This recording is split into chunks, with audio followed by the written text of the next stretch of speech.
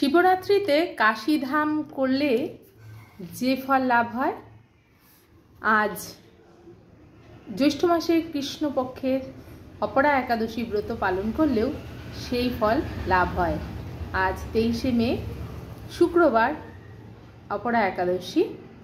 আর তোমরা যারা যারা একাদশী ব্রত করেছো, একাদশী ব্রত মাহাত্ম্য পাঠ বা শ্রবণ করা অবশ্যই উচিত, না হলে একাদশী ফল সম্পূর্ণ বৃথা।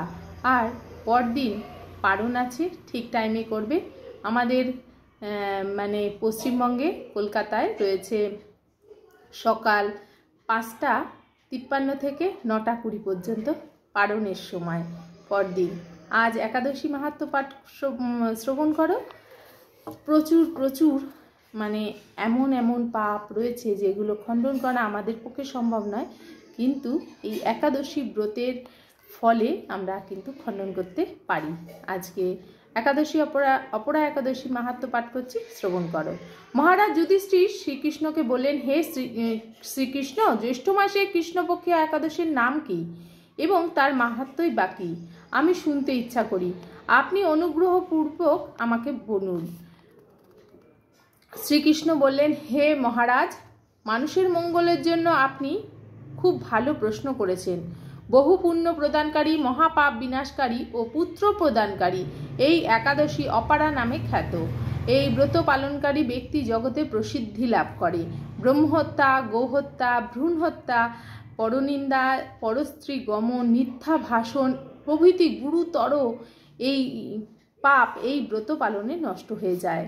যারা মিথ্যা সাক্ষ্যদান করে, ওজন বিষয়ে ছলনা করে, শাস্ত্রের মিথ্যা ব্যাখ্যা প্রদান করে, জ্যোতিষের মিথ্যা গণনা ও মিথ্যা চিকিৎসায় রত থাকে, তারা সকলেই নরক যাতনা ভোগ করে। এই সমস্ত ব্যক্তিরাই যদি এই ব্রত পালন করে তবে তারা সমস্ত পাপ থেকে মুক্ত হয়।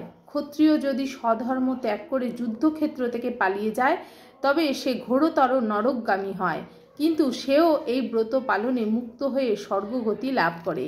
মকর রাশিতে সূর্য অবস্থানকালে মাঘ মাসে প্রয়াগ স্নানে যে ফল লাভ হয়, শিবরাত্রিতে কাশীধামে বসবাসকালে যে পুণ্য হয়, গয়াধামে বিষ্ণু পাদপদ্মে পিণ্ডদানে যে ফল লাভ হয়, সিংহ রাশিতে বৃহস্পতিবার অবস্থানে গৌতমী নদীতে স্নানে, কুম্ভে কেদারনাথ দর্শনে, বদ্রিকাশ্রম যাত্রায়, বদ্রীনারায়ণ সেবায়, সূর্যগ্রহণে, কুরুক্ষেত্রে স্নানে, হাতি ঘোড়া স্বর্ণদানে এবং দক্ষিণাসহ যজ্ঞ সম্পাদনে যে ফল লাভ হয়, এই ব্রত পালন করলে অনায়াসে সেই সকল ফল লাভ হয়ে থাকে। এই অপরাব্রত পাপরূপ বৃক্ষের কুঠার স্বরূপ, পাপরূপ কাষ্ঠের দাবাগ্নির মতো, পাপরূপ অন্ধকারের সূর্য সদৃশ এবং পাপ হস্তির সিংহ স্বরূপ। এই ব্রত পালন না করে যে ব্যক্তি জীবন ধারণ করে, জলে বুদবুদের মতো তার জন্ম আর মৃত্যুই কেবল সার হয়।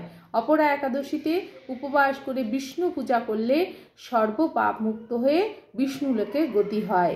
এই ব্রত পাঠ ও শ্রবণ করলে সহস্র গোদানের ফল লাভ হয়। ব্রহ্মাণ্ড পুরাণে এই ব্রতের মাহাত্ম্য বর্ণনা করা হয়েছে। তো এই হচ্ছে একাদশী অপরা একাদশী মাহাত্ম্য পাঠ তোমাদেরকে করে শোনালাম। আর তোমরা অবশ্যই কমেন্টে জানাবে কারা কারা আজকে একাদশী ব্রত পালন করছো। আর একাদশী ব্রত কিন্তু ভয় পাওয়ার কোনো ব্যাপার নেই, কারণ কি, নির্জলা যদি না করতে পারো তাহলে অনুকল্প প্রসাদ অর্থাৎ রবিশস্য বর্জন করে নানা রকম অনুকল্প প্রসাদ গ্রহণ করেও কিন্তু আমরা একাদশী ব্রত পালন করতে পারি।